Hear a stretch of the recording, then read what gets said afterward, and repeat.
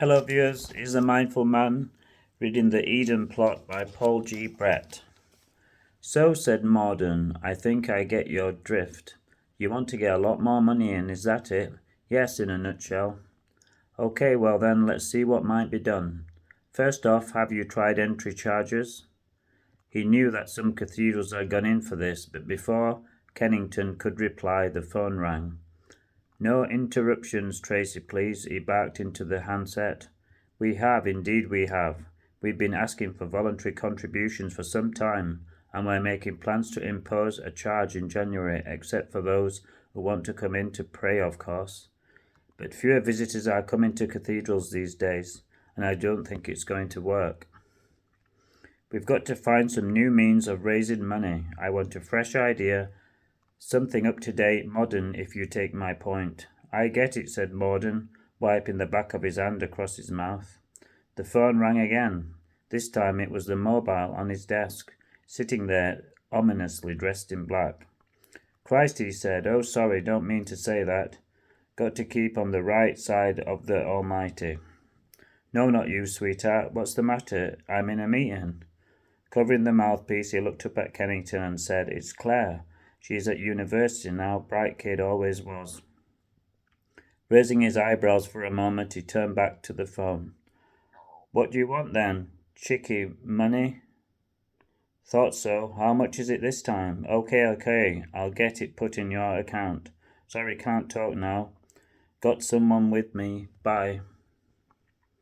Daughter, said Morden, pressing the end key with his thumbnail and putting the mobile down. She was a lovely child, Tom, as I remember her. Yeah, even prettier now, and the latest one ain't bad either.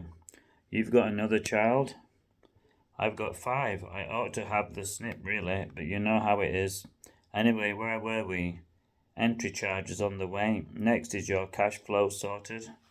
I think we managed that quite well. Our canon treasurer seems to know what he's doing, with the money anyway. Right, what's next? Marketing. What's your product? Are you getting it across to the public properly? Dear me, what's our product? Well, I suppose it's God. Kennington gave a nervous laugh. But I don't think he would respond very well to being marketed, as you put it. To hell with that, mate. Business is business. If you want to stay alive, you've got to sell. Look at me. Gat shirts on every city gent's back, a secretary out there, taking the calls, and a BMW in the basement. You should take a leaf out of my book. Kennington winced and tried not to show it. Isn't there anything else you would suggest?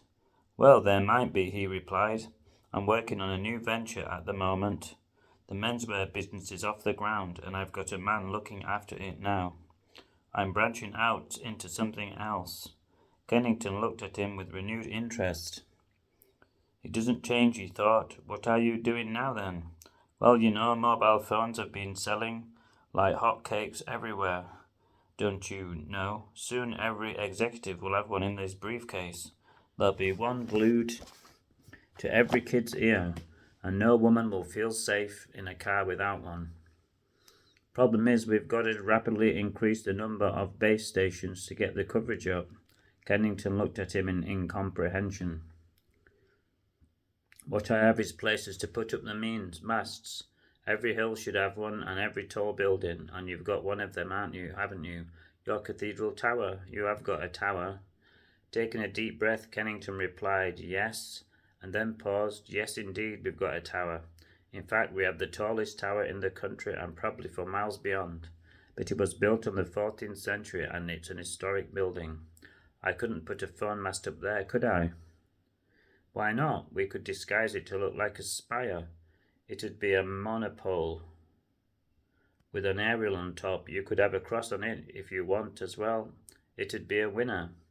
I'm not quite sure about that, but I suppose we could give it some thought.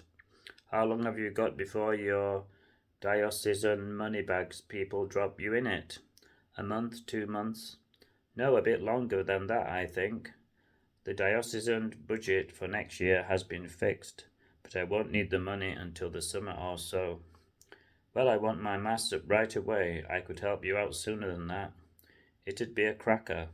Now, what do we need to do? Permissions? Architect?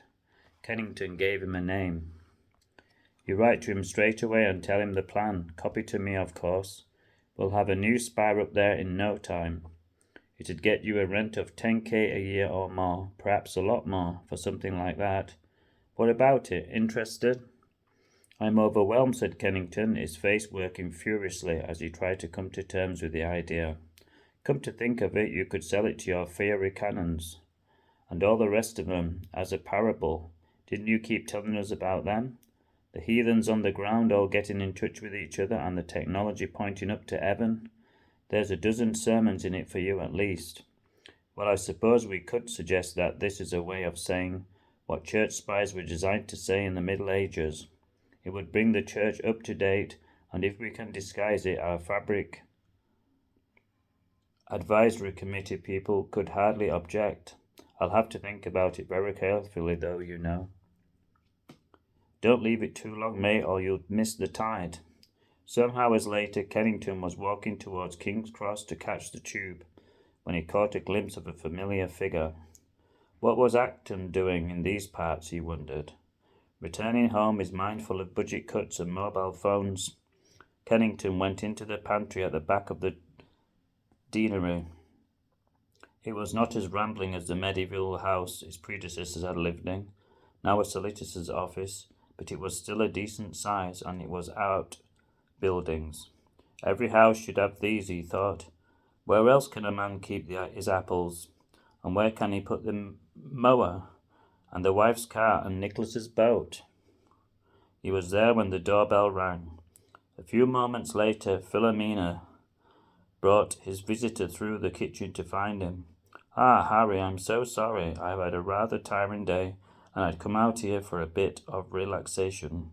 Do you mind if we talked in here? You wanted to see me about something." Oakwood began his complaint about seniority in the chapter and his own place at its head, behind the dean. Kennington listened reluctantly. Hope you enjoyed this few chapters of the Eden Plot. Please sub me.